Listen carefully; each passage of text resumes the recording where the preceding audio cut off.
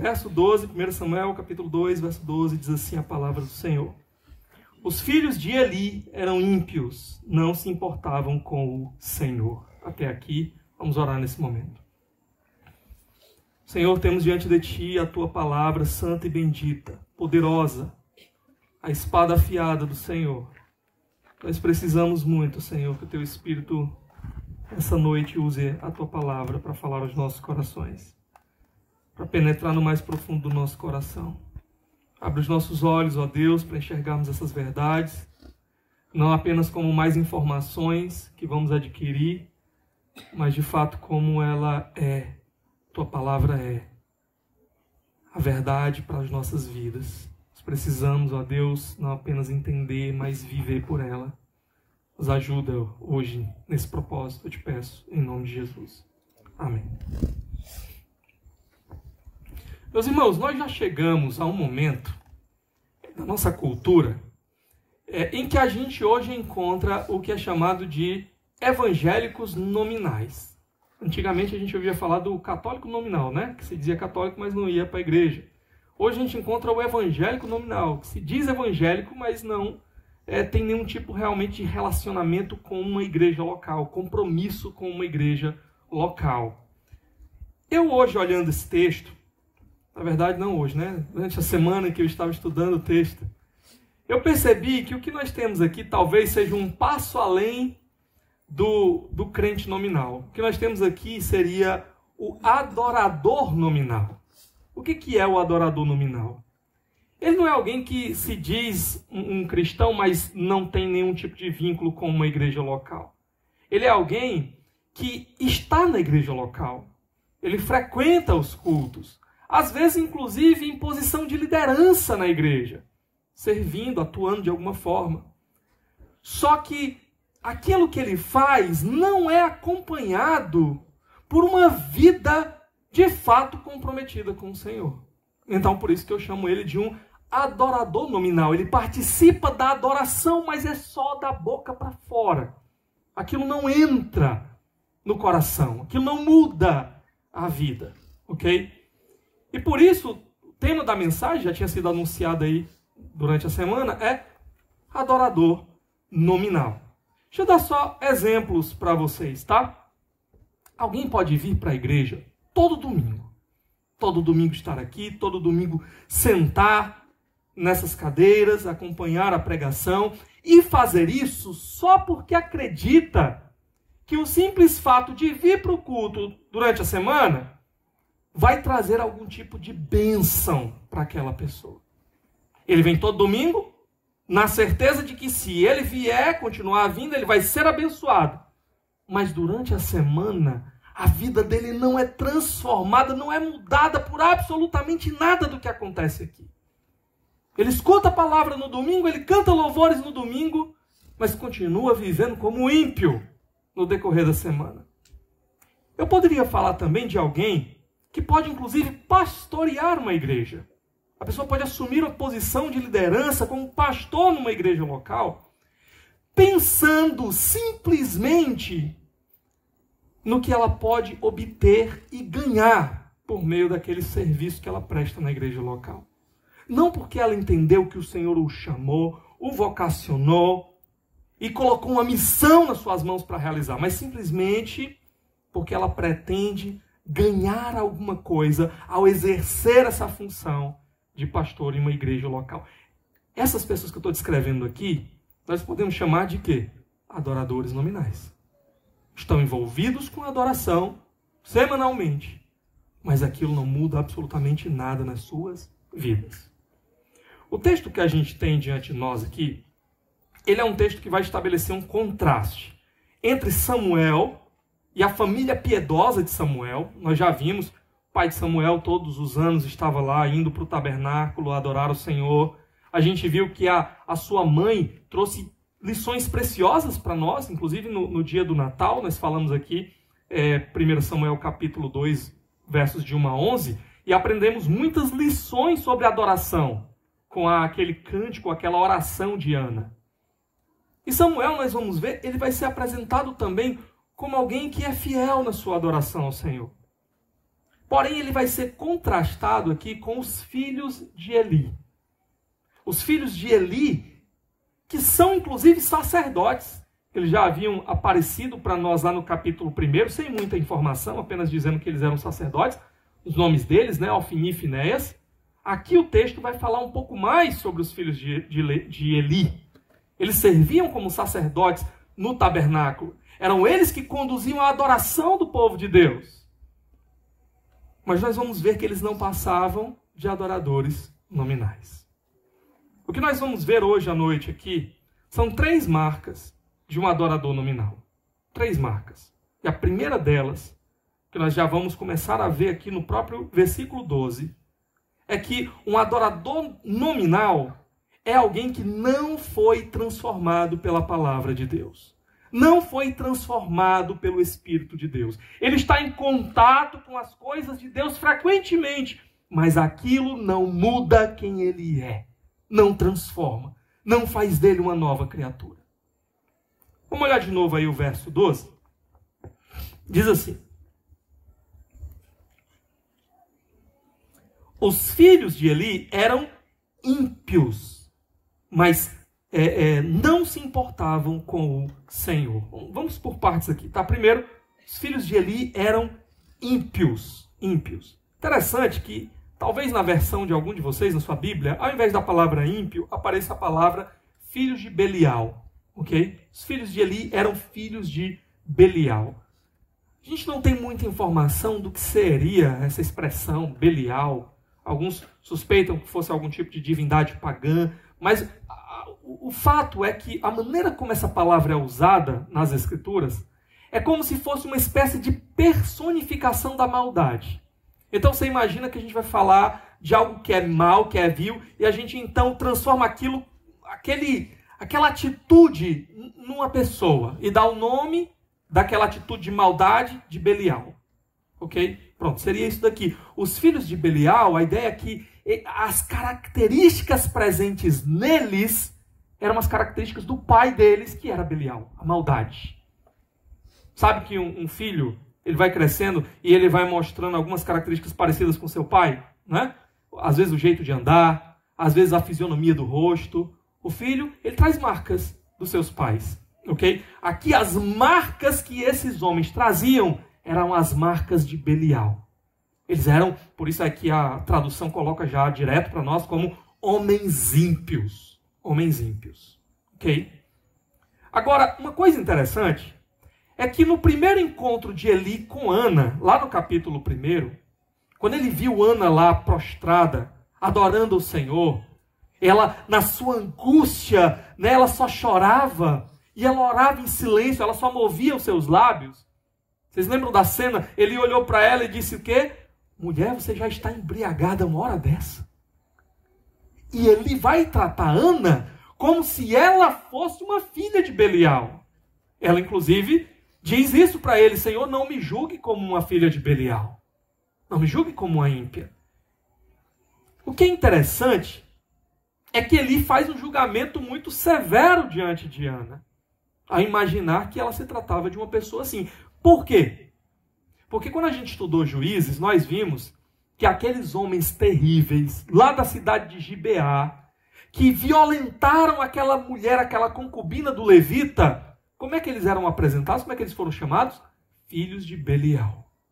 Então, o filho de Belial seria, assim, a escória da sociedade. O que a gente poderia imaginar de mais terrível, o ser mais abjeto. Pronto. Ele olhou para Ana naquela situação de oração e angústia e achou que, na verdade, era uma mulher assim, abjeta, ímpia. Enquanto que o texto aqui apresenta para nós que os filhos de Eli é que eram filhos de Belial. É que eram estes homens abjetos e ímpios. Isso já traz de cara para nós o fato de que Eli tem um sério problema de julgamento. Muito duro na hora de exortar a Ana, que não era nada do que ele imaginava, mas parece muito leniente com o fato de ter dentro da sua própria casa, servindo no tabernáculo, homens que são filhos de Belial. Eli parece não diferenciar muito bem o bem do mal. E aqui já começa a surgir uma suspeita para nós, como é que esse homem pode ser o sacerdote do Senhor?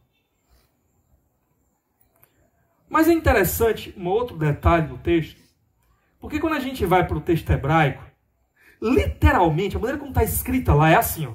Vou dizer para vocês. E os filhos de Eli, os filhos de Belial, não conheciam Yahvé.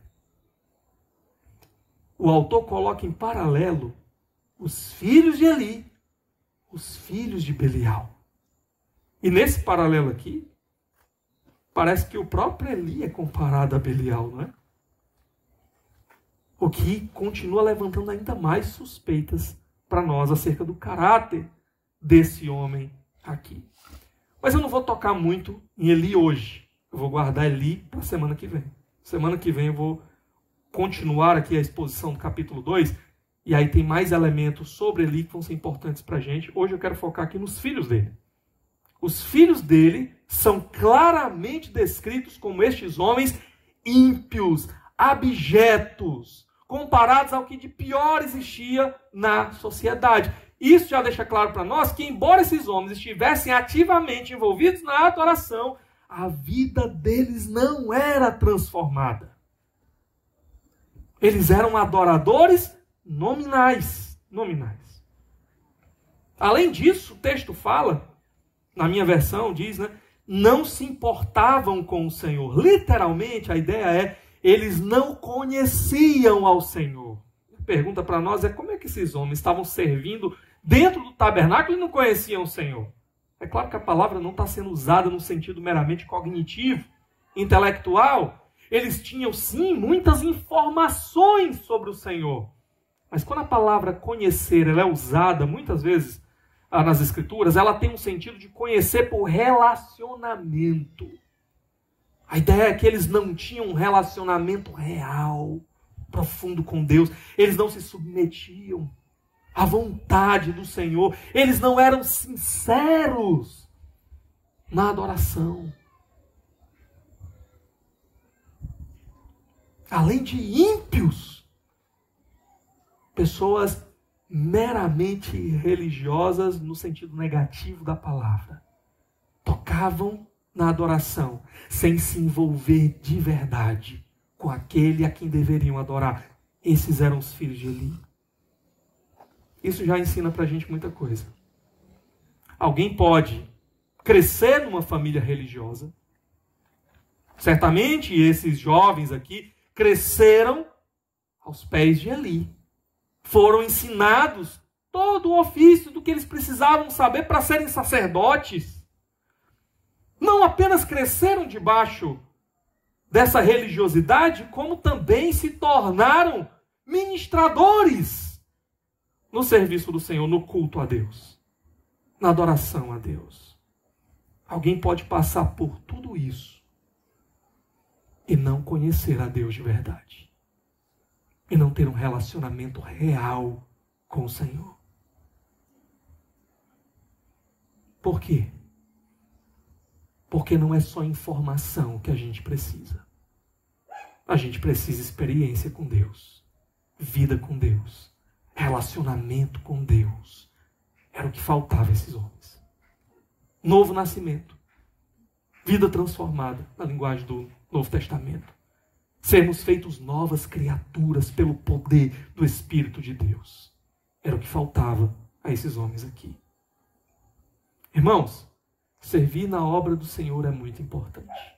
Ontem eu falei sobre isso. Há muita coisa que o Senhor espera que nós iremos realizar pelo seu poder. Há muitos serviços, diaconias para serem realizadas na igreja. E o Senhor nos chama, cada um de nós, a nos engajarmos nisso. Mas só fazer alguma coisa no reino de Deus não implica em agradar ao Senhor. Porque Ele espera que aqueles que vão atuar no seu reino atuem com o coração certo, como verdadeiros adoradores, com a atitude certa, a intenção certa. Tudo aquilo que faltava aqui aos filhos de Eli. No final das contas, não interessa absolutamente o que alguém faz na igreja, se aquilo não for acompanhado de um coração transformado pela graça do Senhor. Não interessa. Naquele grande dia, alguém pode ter sido um pastor de uma igreja extremamente frutífera, no sentido de alcançar muitas pessoas, mas se o coração dele nunca foi transformado pela graça de Deus, ele vai estar diante do Senhor e receber um: nunca vos conheci, apartai-vos de mim, malditos, para o fogo eterno. Os filhos de Eli são exemplos de adoradores nominais.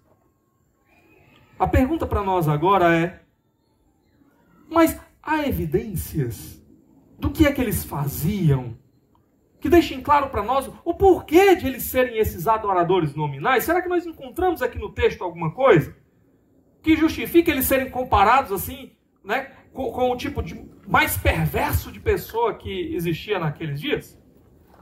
E aí nós vamos chegar aqui na segunda marca. A segunda marca de um adorador nominal, que também estava presente na vida desses homens. A segunda marca é que um adorador nominal, ele apenas usa a religião para os seus próprios interesses. Ele usa a adoração para os seus próprios fins, para si mesmos. A gente já viu aqui que eles não conheciam o Senhor, no sentido de que eles não se relacionavam com o Senhor de verdade. Eles não se submetiam. E por que é que eles continuavam, então, servindo ali no tabernáculo? Se o coração deles não estava nem aí para Deus de verdade, por que esses homens continuavam ali fazendo o que eles faziam? Ministrando a adoração.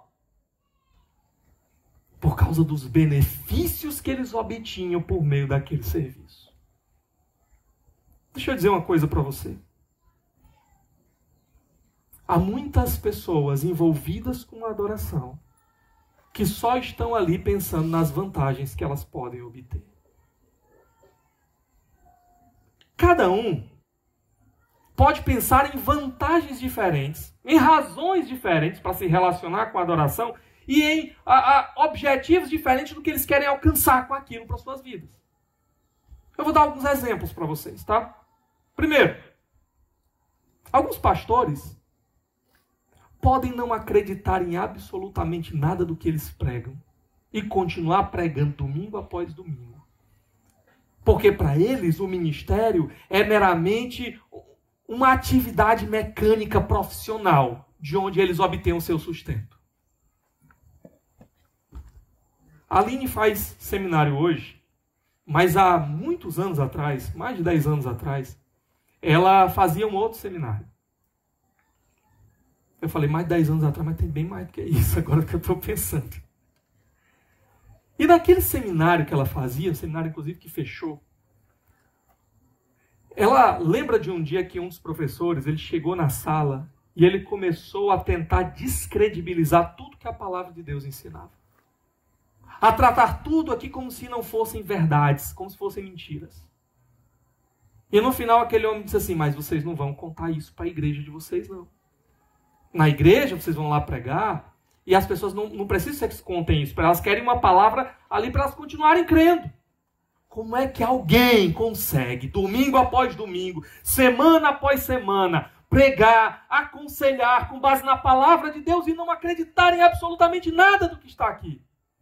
Porque aquele homem era um mero adorador nominal, que só estava pensando no serviço que ele fazia para o Senhor, não como um chamado. Deus me chamou, Deus me capacitou, colocou essa responsabilidade sobre os meus ombros e eis-me aqui, Senhor. Não. Era mais um trabalho como qualquer outro. Ele estava ali apenas porque no final do mês ele seria remunerado.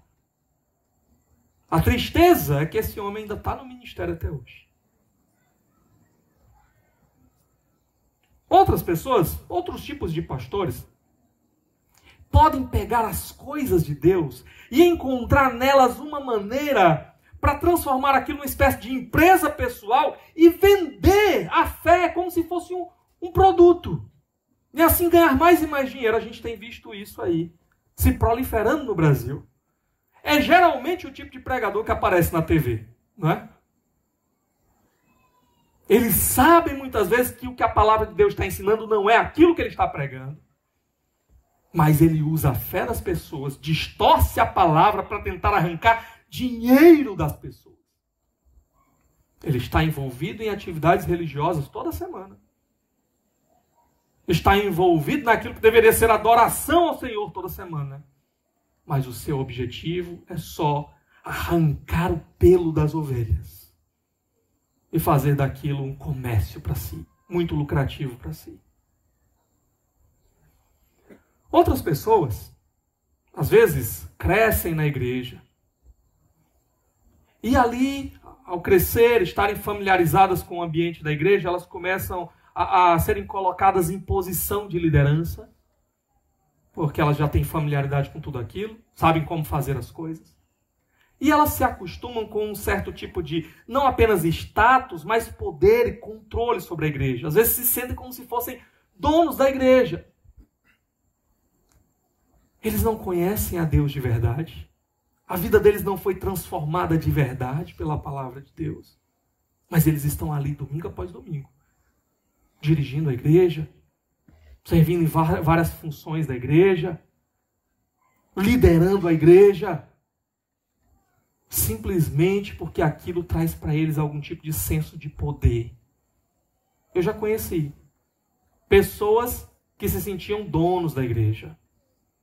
Eu lembro de uma igreja onde o pastor, ele tinha feito aquela igreja, ele era um homem já bem sucedido profissionalmente, e ele basicamente dizia que tinha feito aquela igreja para a família dele. E a família dele cresceu, foi colocada no ponto de liderança da igreja, e a família dele dominava a igreja. Agora, quando você ia conversar com aqueles homens, que supostamente seriam crentes, você ficava chocado, porque de crente não tinha nada ali. Mas por que eles continuavam, domingo a domingo, servindo na igreja? Porque eles tinham um senso de que aquilo era deles. E eles tinham que manter. Era patrimônio deles, eles tinham que manter. Adoradores nominais. Encontravam algum tipo de benefício naquilo que eles faziam. Há pessoas também, como eu já mencionei no início da mensagem, que vêm domingo após domingo para a igreja, simplesmente com uma perspectiva de barganha. Eu tenho que ir para Deus me abençoar. Para ela ser um cristão, é vir para a igreja. Só. Se ela continuar vindo, as coisas vão continuar prosperando na vida dela. Se elas continuarem vindo e elas fizerem votos financeiros, eu vou doar tanto, eu vou doar isso, aquilo, outro, elas acreditam que vão comprar a bênção de Deus e forçar Deus a responder com mais bênção para elas. Adoradores nominais. Fazem todos os votos possíveis. Eu vou sacrificar no altar essa quantia, a linguagem que às vezes utilizam. E no dia a dia, durante a semana, nada muda nas suas vidas. Ninguém consegue olhar para elas e ver a diferença entre um crente e um ímpio. Porque não houve transformação de verdade. Porque usam as coisas de Deus apenas para alcançar objetivos pessoais, ganhos pessoais. Um último exemplo aqui. Todo ano em que há disputa por cargo público, né? Eleições, o que a gente encontra? Gente que até se dizia ateu às vezes, indo para alguma igreja. Né? Eu lembro de uma eleição passada, há alguns anos, uma mulher que era uma feminista radical, que se dizia ateia, né? Indo para a missa participar da ceia do Senhor. A gente vê do outro lado também muita gente indo para igrejas evangélicas nesses períodos. Parece tão crentes, pedindo oração, né? Não, vim aqui só para receber oração. Olá, meu irmão, Pai do Senhor, e por aí vai. O que eles estão fazendo ali? Se depois que se elegem, continuam vivendo como ímpios. é porque o interesse deles é apenas em usar a religião para os seus próprios propósitos. Se eles tiverem que se curvar diante da imagem de quem quer que seja, da religião que for, eles farão, porque o interesse deles não é em Deus e nas coisas de Deus. Não é um interesse sincero. O interesse deles é no que eles podem lucrar com as coisas de Deus. Adoradores nominais querem usar as coisas de Deus, a adoração, a religião, para seus objetivos pessoais. Por quê? Porque aquele a quem eles adoram não é o Senhor. Aqueles a quem eles adoram são eles mesmos. Então, se eles tiverem que passar por cima das coisas do Senhor e usar e abusar das coisas do Senhor para atingir os seus objetivos pessoais, eles farão, porque aqueles a quem eles adoram é eles mesmos. Olha aqui o que esses homens faziam. Versos de 13 a 17. Olha o que eles faziam aqui. Verso 13. Nem cumpriam os deveres, ou literalmente aqui a justiça, de sacerdotes para com o povo. Sempre que alguém oferecia um sacrifício, o auxiliar do sacerdote vinha com um garfo de 3 dentes. E enquanto a carne estava cozinhando, ele enfiava o garfo na panela, ou atravessa. A luz está me atrapalhando, né? Ou travessa, ou caldeirão, ou caçarola. E o sacerdote pegava para si tudo o que vinha no garfo. Assim faziam com todos os israelitas que iam a Siló. Mas antes mesmo de queimarem a gordura, vinha o auxiliar do sacerdote e dizia ao homem que estava oferecendo o sacrifício: dê um pedaço desta carne para o sacerdote assar. Ele não aceitará de você carne cozida, somente crua. Se o homem lhe dissesse: deixe primeiro a gordura se queimar e então pegue o que quiser, o auxiliar respondia: não, entregue a carne agora, senão eu a tomarei à força. O pecado desses jovens era muito grande à vista do Senhor, pois eles estavam tratando com desprezo a oferta do Senhor. Deixa eu explicar para vocês o que estava acontecendo aqui. Ele nos dá exemplos de como aqueles homens de fato eram ímpios e o que eles estavam fazendo com as coisas de Deus. Ok?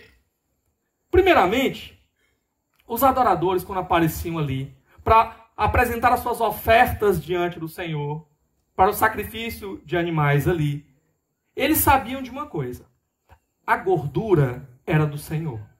Como é que eles sabiam disso? Porque a palavra de Deus ensina, Levítico 17:6, Números 18:17, nós não vamos ler tudo isso daqui, mas a gordura era chamada até de o pão do Senhor. Tá? Então, se Deus gosta de churrasco, está aprovado para nós também, né? Então, Deus tinha prazer nesse, né, cheirinho da gordura assando, coisa maravilhosa. Mas o fato é que eles apareciam ali para oferecer a sua oferta. O que esses homens, servos do Ofni e Finéias, faziam? Chegavam lá, metiam o garfo e arrancavam. E diziam: mas peraí, deixa pelo menos a gente assar aqui a gordura para o Senhor primeiro, aí vocês levam o que vocês quiserem. E dizem: não, eu quero agora. Em outras palavras, é como se eles estivessem, já que a gordura às vezes é chamada de o pão do Senhor, é como se eles estivessem tirando comida da mesa do próprio Deus, do prato do próprio Deus. Ok? Outra coisa, os adoradores sabiam que algumas partes da carne deveriam ser devolvidas para aquele que estava ofertando. Então, alguns pedaços daquela carne eram do Senhor, alguns pedaços eles eram para ser oferecidos para os próprios sacerdotes mesmo, para eles comerem daquilo ali, e outros pedaços eles levavam de volta para casa, assados, para comer com a família. Esses homens aqui não estavam nem aí para o que era de Deus, para o que era dos adoradores. Eles iam lá, tiravam o que eles queriam, o que importava era o que eles queriam. Porque o Deus deles, como diz Paulo em outro lugar, era o próprio ventre. O que importava era satisfazer a sua própria vontade. Pronto. Era isso daqui. Muito obrigado, meu irmão. Estava sentindo falta aqui do óleo da unção.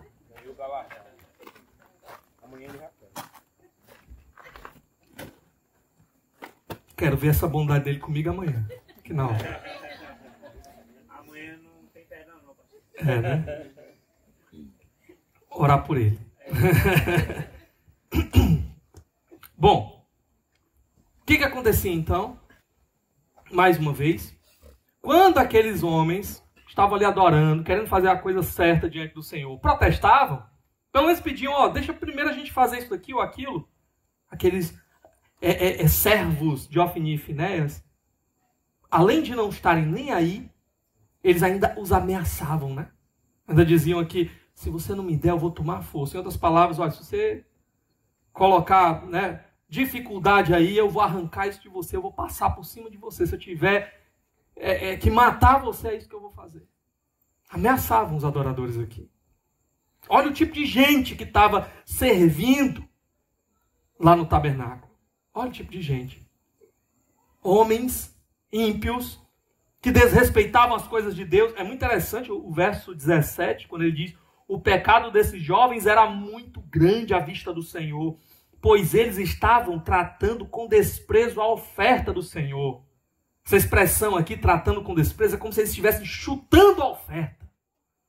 Colocando uma linguagem mais próxima nossa aqui, como se eles estivessem cuspindo na cara de Deus, nas coisas de Deus. Okay? É isso que eles estavam fazendo aqui. Homens violentos servindo no tabernáculo. Não se engane, isso não está longe da nossa realidade, não. Eu já tenho ouvido falar de pessoas, às vezes, que se dizem pastores, prontos a fazer o que for necessário para manter a sua posição. Prontos a mentir, a roubar, a ameaçar, a matar, se necessário for. Simplesmente para obter aquilo que eles querem.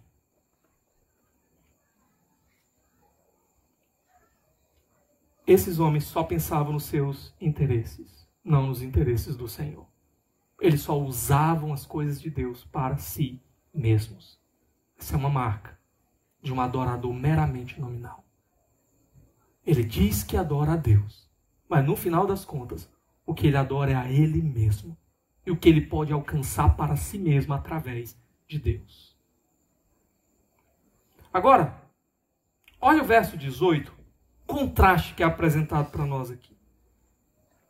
Samuel, contudo, ainda menino, ministrava perante o Senhor, vestindo uma túnica de linho.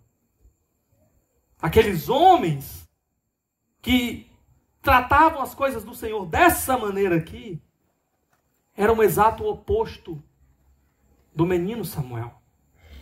O verso 11 mostra ele servindo, mas no verso 18, perdão, mas no verso 11 também já tinha mostrado ele servindo.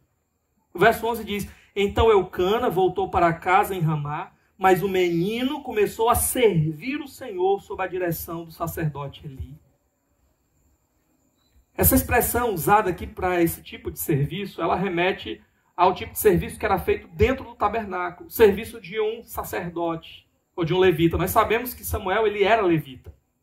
Então ele está aqui, ele não era da linhagem de Arão, apenas de Levi. Então ele podia fazer algumas coisas dentro do tabernáculo, mas ele não podia fazer tudo. Tá? Porque o sacerdote, o sumo sacerdote, eles tinham que ser diretamente da linhagem do próprio Arão. Ok? Então aqui, aquilo que era possível a Samuel fazer, ele fazia. E o modo como é apresentado isso vai ser repetido mais algumas vezes ao longo do texto, mostra que Samuel estava empenhado nisso. Ele estava realmente interessado em fazer as coisas do jeito certo. Do jeito que agradava a Deus, do jeito que Deus havia ordenado. Embora ainda jovem, ainda muito pequeno, diferentemente daqueles homens que já eram sacerdotes experimentados, Samuel estava fazendo o que eles não faziam. Estava envolvido com a adoração da maneira correta. Estava crescendo aqui para se tornar um verdadeiro adorador do Senhor.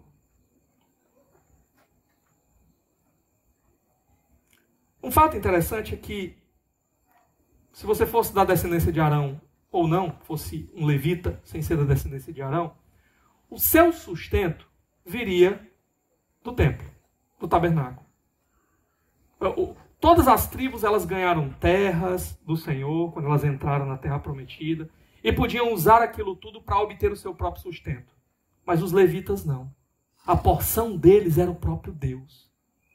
E como então eles não tinham terras para cultivar, eles não podiam se envolver nessas outras atividades, mas tinham que se envolver na atividade da adoração ao Senhor, então por isso mesmo o Senhor estabeleceu que aquilo que era trazido para o tabernáculo, uma parte era deles também, para que eles pudessem sobreviver. Então, nesse sentido, tanto o que mantinha o sustento dos filhos de Eli, como aquilo que mantinha o sustento do próprio Samuel, vinha do mesmo lugar, da adoração, das ofertas que eram trazidas ali. Mas qual é a diferença entre um e outro? A diferença é a quem eles serviam. Samuel não estava ali pela oferta, ele estava ali pelo Senhor. E aquilo não mudava a maneira dele de adorar ao Senhor, no sentido de que ele não adorava por aquilo. Ele adorava pelo Senhor. Aquilo era apenas mais uma coisa ali, dentro do que ele tinha que fazer, do que ele recebia. Enquanto que Ofni e Finés não. Eles estavam naquele serviço de adoração por aquilo que eles obtinham. Pelas ofertas, pelos recursos.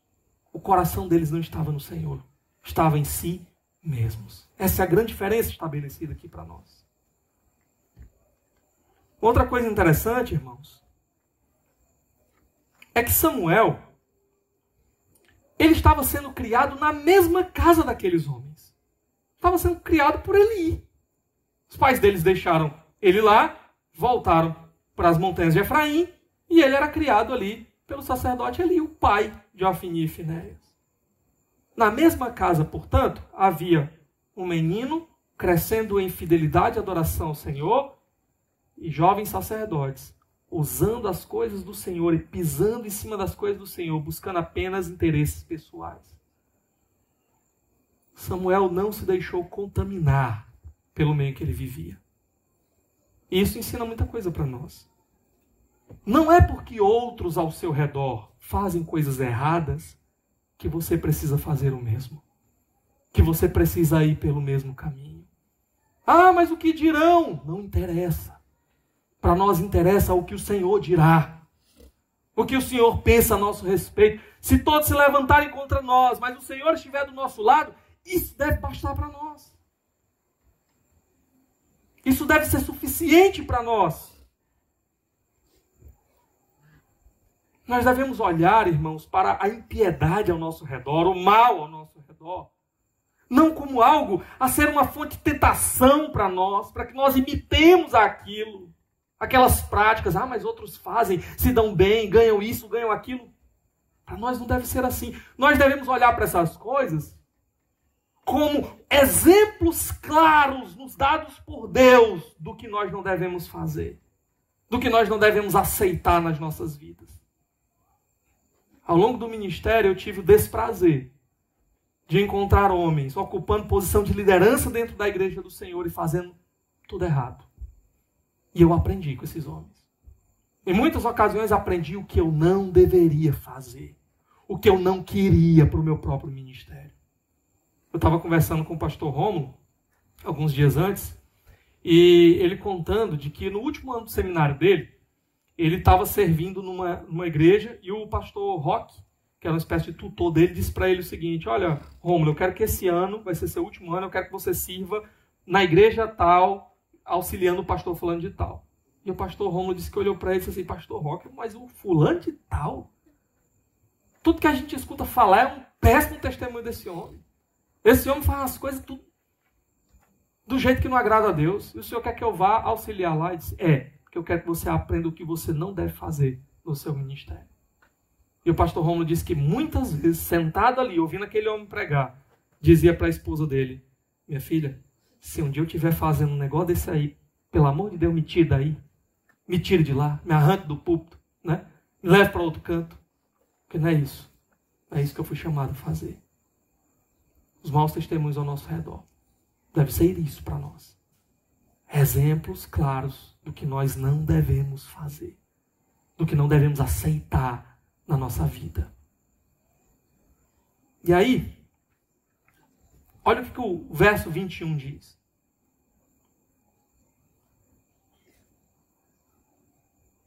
O Senhor foi bondoso com Ana. Peraí, só a parte final do versículo.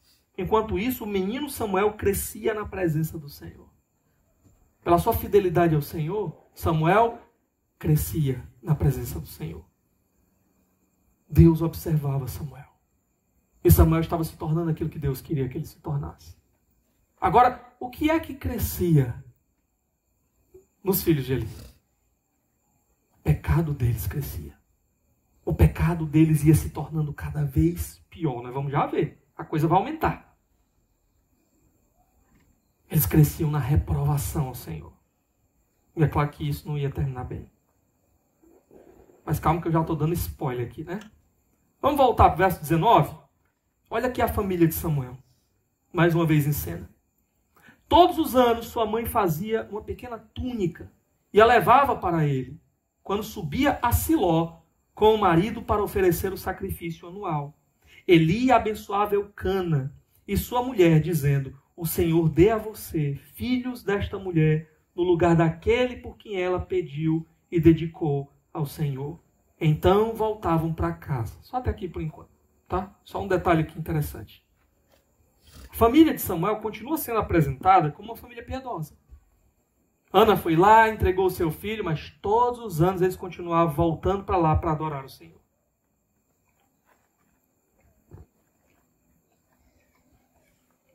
O contrário da família de Eli. Eles estavam lá envolvidos na adoração genuína, verdadeira. Não estavam tentando alcançar, ganhar alguma coisa. Estavam ali indo adorar ao Senhor. O texto fala do amor dessa mãe. Mais uma vez, reforçando, quando ela doou o seu único filho, ela que era estéril, recebeu a bênção de dar à luz um filho, e foi lá e doou esse único filho, aquilo não era algo fácil para ela fazer. Ela doou com sinceridade. Foi alto sacrifício. O carinho dela por esse menino está expresso aqui. Todo ano ela ia para lá e o que ela fazia? Ela levava uma roupa para o seu filho. Você imagina aquela mulher ao longo do ano inteiro, longe do seu filho, pensando qual deveria ser a altura dele agora, para preparar uma roupa que fosse grande o suficiente para ele usar. E não era qualquer roupa. A maneira como essa roupa é descrita aqui, ela remete muito à própria roupa de um sacerdote. Então parece que essa mulher não estava pensando só no bem-estar do seu filho, mas na missão do seu filho também. Essa mulher que já tinha dado o seu filho continuava apontando o seu filho para Deus. Guiando o seu filho na direção da adoração ao Senhor. E Samuel ia se tornando uma espécie de sacerdote. Há alguns indicativos aqui interessantes para nós também. Eu não vou ter tempo para descrever tudo isso hoje para vocês. Mas parece que a figura que o autor está colocando é como se Samuel estivesse quase que crescendo para tomar o lugar de Eli. E a gente fica assim surpreso porque Samuel não pode tomar o lugar de Eli, porque Samuel não é da família de Arão. Mas à medida que a gente vai lendo o texto, nós vamos ver lá mais na frente, já no reinado, nós vamos ver uma outra categoria de sacerdotes tomando o lugar da família de Eli. E quando a gente chega no Novo Testamento, nós vamos ver que um sacerdote ainda maior vem para mudar tudo. Vem para substituir tudo. Ele que não era da família de Arão e nem da família de Eli. Mas um sacerdote segundo a linhagem de Melquisedeque. O nosso Salvador Jesus. O autor de Hebreus vai falar muito sobre isso. Especialmente capítulo 7 em diante. Mas não vou ter tempo, só dando aqui uma dica para vocês, né? Vamos voltar para cá. E a oração de Eli aqui, ela reforça como era sacrificoso para Ana aquela oferta. Ele diz que o Senhor te deu outro filho no lugar desse que você deu. Ele sabia de quão grande tinha sido a oferta. De quão grande tinha sido realmente a doação aqui ao Senhor. O texto termina dizendo, então voltavam para casa. Vocês imaginem esse momento no coração de Ana. Um ano inteiro sem ver o seu filho. Passa com ele ali, comparado a um ano, algo que era um pouquíssimo tempo. E depois tem que voltar sozinha, deixando seu filho para trás de novo. Agora, ela não tinha nenhum outro filho para quem voltar. Quando ela voltasse para sua casa, era ela, Eucana, sua rival Penina e os filhos dela, né? A penca de menino que ela tinha, né? Penina. Mas Deus abençoa essa mulher com esse coração de verdadeira adoradora. Olha aí o verso 21. O Senhor foi bondoso com Ana. Ela engravidou e deu à luz 3 filhos e 2 filhas. A mulher estéril, cujo nome era agraciada, mas que não tinha recebido favor nenhum até então, aparentemente. Agora, depois de dar o seu único filho ao Senhor, recebe 5 filhos, né, de volta do Senhor. Tem aqui agora 3 meninos, 2 meninas. Deus abençoa. Deus favorece Ana. Uma família piedosa que serve ao Senhor, enquanto que sacerdotes, que deveriam ser responsáveis pela adoração, zombam da adoração do Senhor. Essa família é abençoada pelo Senhor. Deus abençoa essa família piedosa. E sabe por quê? Porque Deus, e não as coisas, era a verdadeira bênção que essa família esperava. Eles estavam buscando Deus. E porque eles estavam buscando Deus, Deus os favorecia com aquilo que eles precisavam. Eles não estavam tentando usar Deus para alcançar outras bênçãos. Porque se assim o fosse, aí provavelmente Deus não daria o que eles tanto queriam. A não ser que fosse para a própria condenação deles. Sabe, tem coisas que às vezes a gente vai pedir para Deus e a gente não vai receber de Deus. Porque Deus sabe que no dia que a gente obtiver aquilo, a gente vai se esquecer de Deus. Agora, quando o nosso coração está no lugar certo, está em Deus, Deus tem prazer em nos abençoar para que nós possamos continuar sendo instrumentos para a glória dele nas suas mãos. Bom, nós vimos aqui que esses adoradores fakes aqui, né, esses adoradores nominais, eles usavam as coisas de Deus em benefício próprio. Mas tem ainda a terceira e última marca desses homens.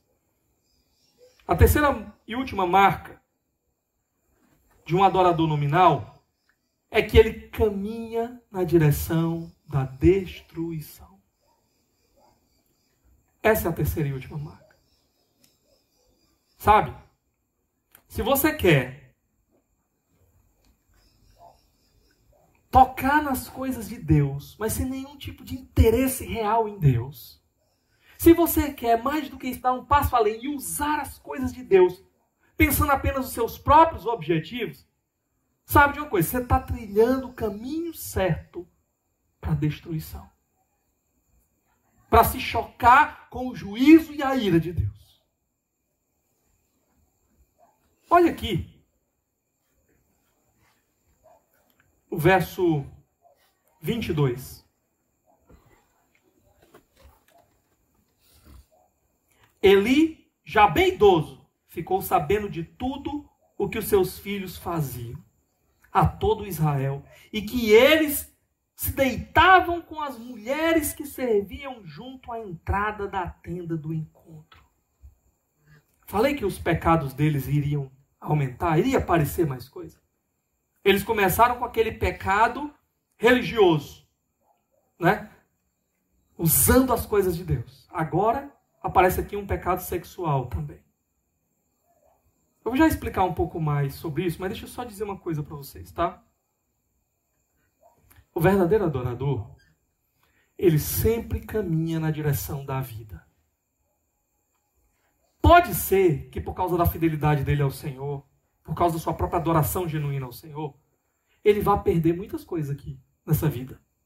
E uma dessas coisas pode ser a própria vida dele. Só que Jesus nos ensinou que aquele que perder a sua vida por causa de mim, a encontrará.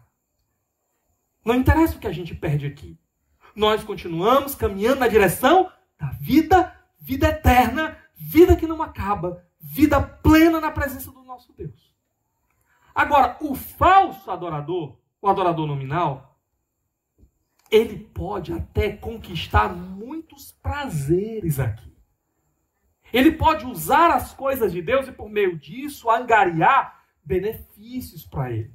Riqueza, prazer e outras coisas mais que ele deseja. Mas não interessa o que ele conquistar aqui. Ele sempre continuará andando na direção de um caminho de destruição e morte. Porque no final ele terá que encarar a Deus não como seu pai amoroso, mas como juiz severo, pronto para fazer justiça. É para aí que esses homens estão se encaminhando. E sabe o que é pior? Tudo começa com pequenos passos. Quando você começa a dar pequenos passos e começa a perder o temor, você faz aquilo que não agrada a Deus. No primeiro instante você teme, mas aí você percebe que parece que não houve a consequência que você esperava. Aí você dá um outro passo, mais outro, mais outro. No ministério, por exemplo, pessoas começam, por exemplo, sei lá, a roubar a igreja. Começam a subir no púlpito para pregar, quando na verdade estão encobrindo pecados por detrás. Vivendo em pecados deliberados. Essa pessoa ela vai começando a cauterizar a consciência dela. Até o momento que a consciência não dói mais. E essa é a pior coisa que pode acontecer com alguém. É quando você peca e a sua consciência não dói mais.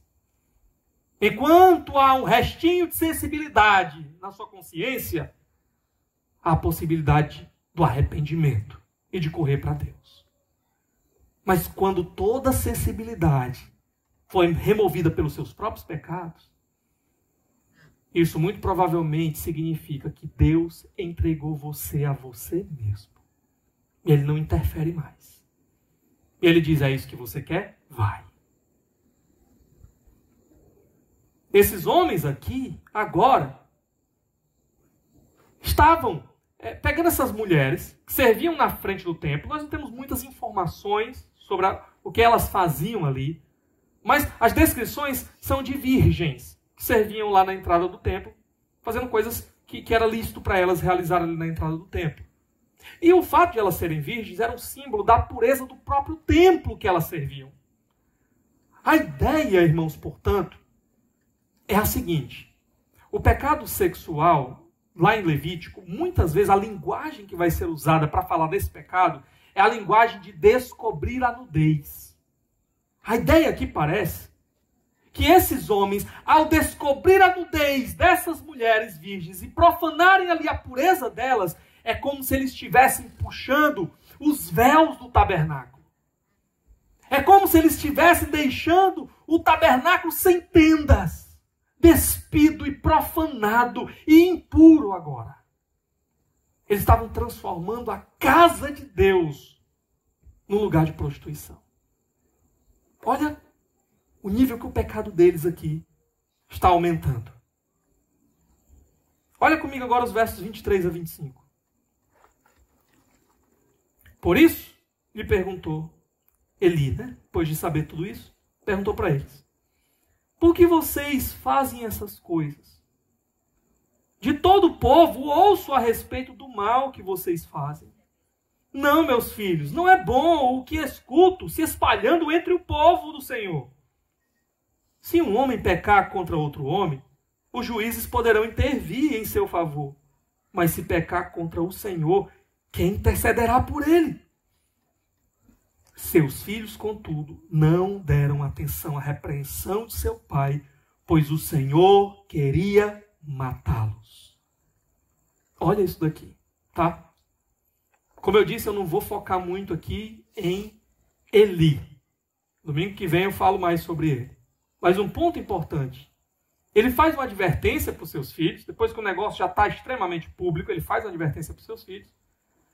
E ele usa um exemplo, né? Ele diz, meus filhos, se um homem estiver com problema com outro homem, um juiz, ou talvez até uma tradução possível também seja Deus, poderá intervir e mediar o problema entre esses dois homens. Agora, e quando o seu problema é com o próprio Deus? Quem é que pode ficar no meio aí para intermediar isso? Alguém já disse, né? Se Deus é por nós, quem será contra nós? E se Deus for contra nós, e aí? Quem é que pode resolver o nosso problema? É isso que ele está botando aqui diante dos seus filhos.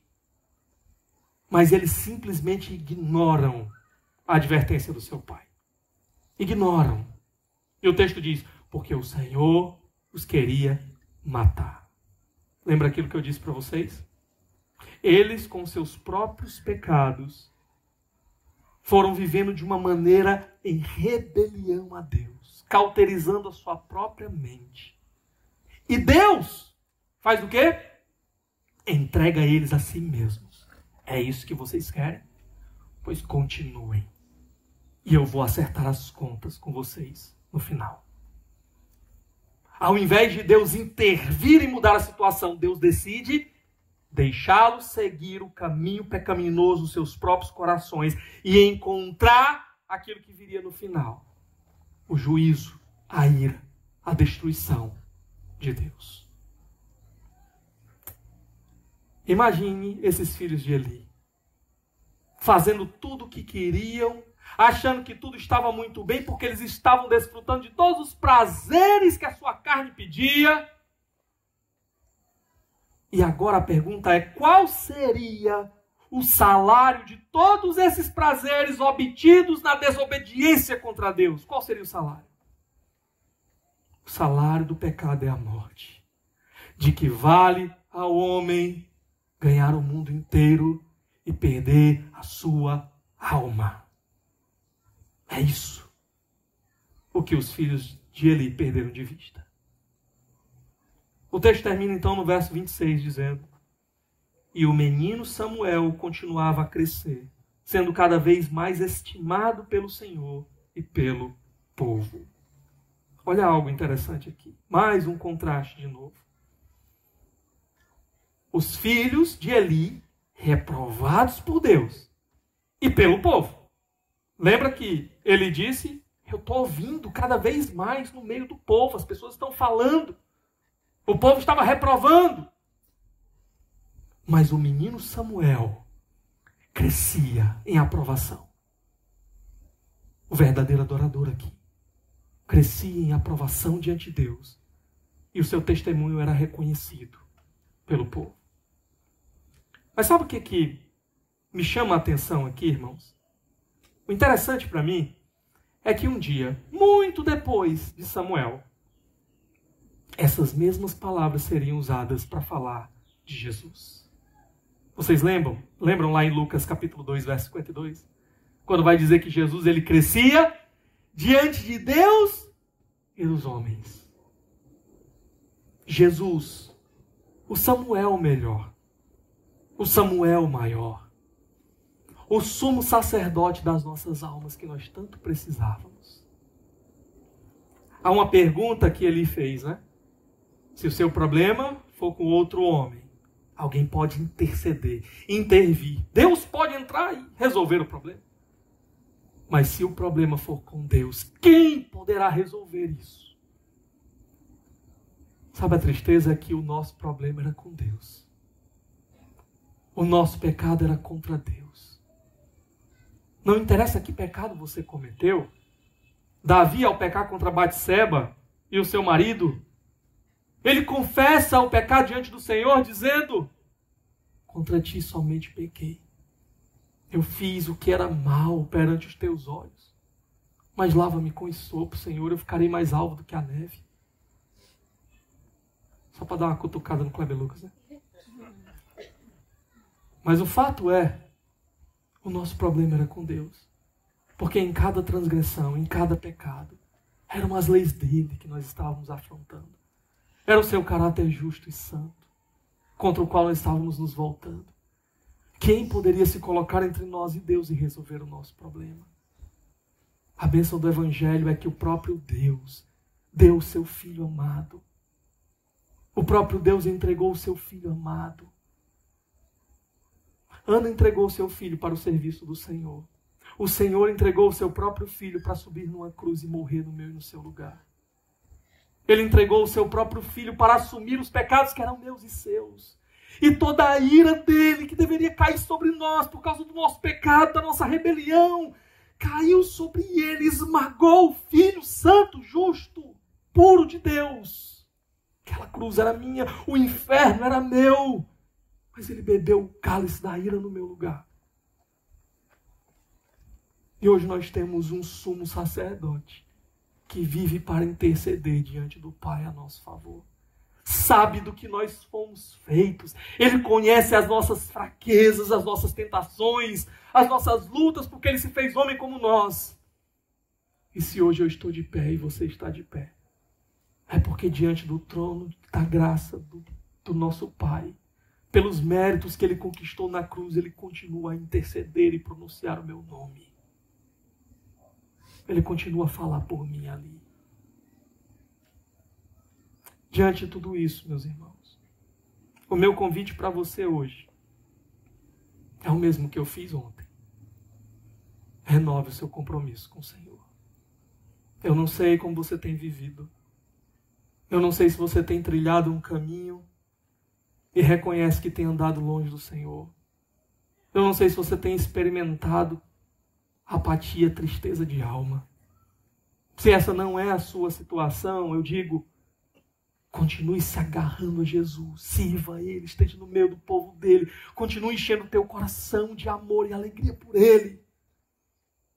Mas se o teu caso é que você se percebe caminhando nessa direção de até tocar nas coisas de Deus, mas não se envolver de verdade, de todo o coração, na adoração ao Senhor, de não experimentar mais da presença dEle, eu te digo, nós temos um sumo sacerdote intercedendo por nós. Você pode renovar o seu compromisso com Ele, clamar a Ele, e Ele está pronto para nos atender. Ele tem as nossas orações por preciosas. Você pode pedir muitas coisas a Ele, as quais Ele negará para o teu bem, mas há uma coisa que Ele tem prazer em ouvir. E quando Ele ouve, Ele tem prazer em conceder. É quando um filho clama a Ele pedindo, Deus, dá-me mais graça. Jesus, sustenta os meus passos. Jesus, levanta-me do pecado, da frieza. Me leva para perto de Ti, me faz andar contigo. E o que eu digo para você hoje é, clame a Ele. Clame a Ele, Senhor, faz de mim um verdadeiro adorador, Senhor. Remove de mim o meu pecado, faz-me alvo como a neve. Porque o sangue do teu filho já foi derramado naquela cruz, no meu lugar. Recebe-me de volta nos teus braços, Senhor. Decida mudar o teu caminho. Decida lutar contra o que precisa ser mudado. E confie que Ele te dará o poder, se você se apresentar diante dEle com o coração quebrantado, com uma oração verdadeira, honesta. Ele está pronto para te receber. Ele está pronto para mudar o que precisa ser mudado. Jesus, Ele quer te levantar. E não só isso. Ele ainda pode usar você para grandes coisas. Confie nele. Corra para Ele. Vamos orar nesse momento?